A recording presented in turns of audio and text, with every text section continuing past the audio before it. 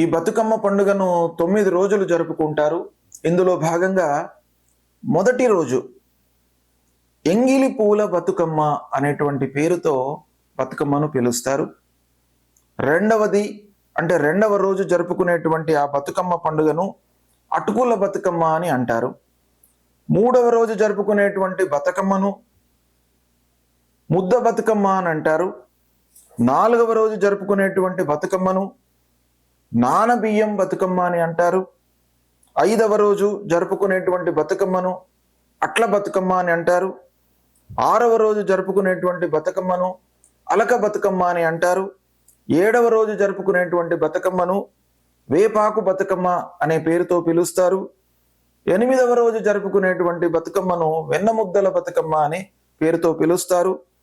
9వ రోజు జరుపుకునేటువంటి బతుకమ్మ ప్రధానమైనటువంటిది సద్దుల బతుకమ్మ.